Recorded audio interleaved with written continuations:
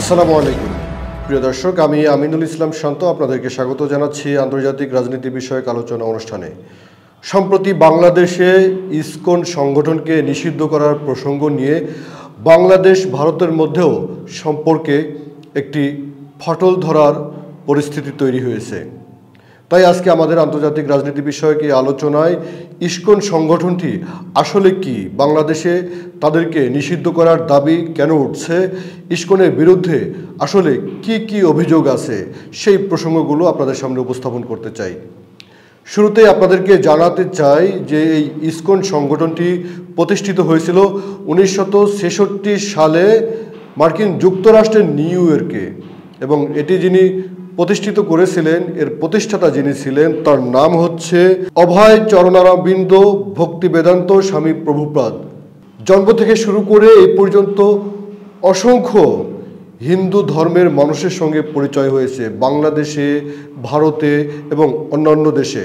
এবং হিন্দু ধর্মের বিভিন্ন যে ক্লাস আছে, কাস্ট আছে, বিভিন্ন বিশ্বাস আছে, তাদের সঙ্গে মেশার সুযোগ হয়েছে। এবং পড়ালেখার কারণে, আন্তর্জাতিক বিভিন্ন তথ্য প্রতিবেদন পড়ার কারণে বিভিন্ন ব্যক্তির নামই তো পড়ে থাকি, কিন্তু এরকম উদ্ভট নাম আমি আর কখনো শুনি নাই। শুরুতে এই কথাটি এই কারণে বললাম, ইসকন নাম, এর কার্যক্রমের উদ্দেশ্য সব কিছুর মধ্যেই আমার কাছে অনেকগুলো সন্দেহ তৈরি হয়েছে, এবং এই ব্যক্তির নাম নিয়েও আমার সন্দেহ তৈরি হয়েছে।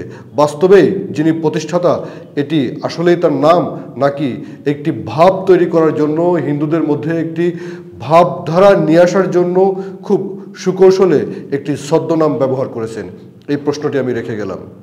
সুপ্রিয় দর্শক, 1966 সালে মার্কিন যুক্তরাষ্ট্রের নিউ ইয়র্কে যে ব্যক্তি এটি প্রতিষ্ঠা করলেন, তিনি ছোটবেলায় থেকে মার্কিন যুক্তরাষ্ট্রে একটি খ্রিস্টান চার্চের স্কুলে পড়ালেখা করেছেন। অথচ তিনি হিন্দুদের ধর্ম, সংস্কৃতি, কালচার এবং কৃষ্ণের ভাবধারা তিনি প্রচারের জন্য, প্রকাশের জন্য কেন এই সংগঠন প্রতিষ্ঠা করলেন, তা নিয়েও কিন্তু চারদিকে আলোচনা, তর্ক বিতর্ক চলছে। শুধু তাই নয়, 1966 সালে যখন নিউ ইয়র্কে প্রতিষ্ঠা পেল, আবার আমরা ঠিক ইসকনের দেওয়া তথ্য অনুযায়ী, তাদের প্রচার করা তথ্য অনুযায়ী দেখতে পাচ্ছি যে বাংলাদেশে তারা কার্যক্রম শুরু করেছে 1970 সালে, অর্থাৎ বাংলাদেশ স্বাধীন হবার অন্তত 1 বছর আগে। তার মানে কি, এইসব তথ্যের মধ্যেও কিন্তু যাচাই বাছাই না করে সব কিছু বিশ্বাস করার মতো কিছু নেই, এর মধ্যেও গরমিল রয়েছে।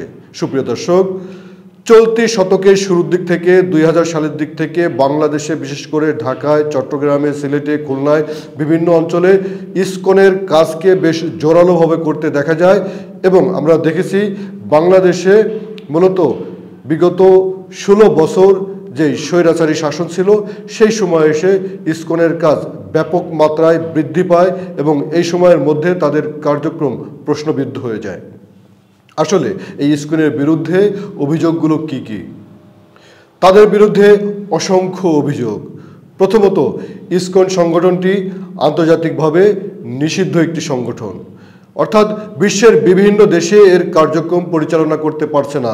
মালয়েশিয়ায় নিষিদ্ধ সংগঠন ইসকন, কারণ মালয়েশিয়ায় সুস্পষ্টভাবে প্রমাণ করে যে তারা ধর্মান্তরিত করার কাজ করছে, অর্থাৎ এই কৃষ্ণ ভাবনা প্রকাশের পাশাপাশি তারা ধর্মান্তকরণ কাজ করছে। তারা বিভিন্ন ধর্মের মানুষকে বিভিন্নভাবে প্রলোভন দেখিয়ে এবং মিথ্যা প্রচারণার মাধ্যমে তাদেরকে ধর্মান্তরিত করার কাজটি তারা করতেছিল।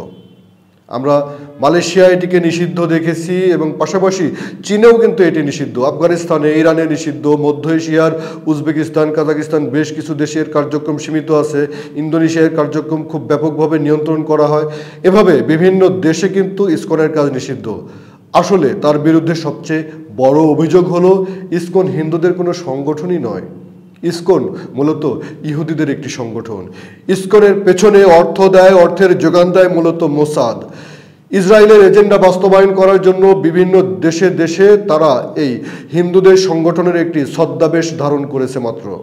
এই ছদ্মবেশে তারা মূলত ইসরায়েলের মোসাদ এবং ভারতের রয়ের এজেন্ডা বাস্তবায়ন করে থাকে, বিশেষ করে বাংলাদেশে। বাংলাদেশে ইসকনের অন্যতম মূল লক্ষ্য হলো রয়ের এজেন্ডা বাস্তবায়ন করা। সুপ্রিয় দর্শক, বাংলাদেশে রয়ের এজেন্ডা কি? বাংলাদেশে রয়ের এজেন্ডা হচ্ছে যখনই রয়ের অনুকূলে কোনো সরকার না থাকবে বাংলাদেশে, সেই সরকারকে অস্থিতিশীল করা, অস্থির করা, এই দেশে সাম্প্রদায়িক দাঙ্গা বাঁধিয়ে দেওয়া এবং এই দেশের সম্প্রীতি নষ্ট করা, এটি হচ্ছে মূলত তাদের প্রধান এজেন্ডা। সেই এজেন্ডা বাস্তবায়নের জন্য ইসকনকে মূলত তারা অর্থ এবং অন্য বুদ্ধি দিয়ে থাকে। সুপ্রিয় দর্শক, আমরা যেটি দেখছি যে ইসকনের বিরুদ্ধে অন্যতম গুরুতর অভিযোগ হচ্ছে বাংলাদেশে তারা বিভিন্ন মন্দির দখল করে নিচ্ছে এবং সনাতনীদের মন্দির দখল করে নিচ্ছে। যারা একটু নিম্ন বর্ণের হিন্দু, যারা একটু দুর্বল, তাদেরকে ভুলিয়ে ভালিয়ে বিভিন্নভাবে তাদের জমি দখল করে নিচ্ছে। আসলে তারা কি চায়? আমরা জানি যে হিন্দু ধর্মের মূল কনসেপ্ট যেগুলো রয়েছে, বেসিক কনসেপ্ট, বেসিক বিলিফ যেগুলো রয়েছে, মূল বিশ্বাস যেগুলো রয়েছে, সেই বিশ্বাসকেও কিন্তু ইসকন বিশ্বাস করে না। ইসকন সনাতনীদের কোনো চেতনা লালন করে না। ইসকন মূলত হিন্দুদের, অর্থাৎ হিন্দু ধর্মের যে বেসিক কনসেপ্টগুলো আছে, যে কথাটি আমি বললাম, অনেক বেসিক কনসেপ্ট তারা বিশ্বাস করে না। তারা কোনো সনাতনী সংগঠন নয়, তারা সনাতনী ব্যানারকে ব্যবহার করছে। এই সনাতনী শব্দটিকে ব্যবহার করে মূলত তারা জঙ্গিবাদী সংগঠন হিসাবে প্রতিষ্ঠা পেয়ে বিভিন্ন মন্দির এবং হিন্দুদের জায়গা দখল করে নেওয়ার কার্যক্রমে হাত দিয়েছে। অর্থাৎ ইসকন আর সনাতনী এক বিষয় নয়, এটি এখন পরিষ্কার।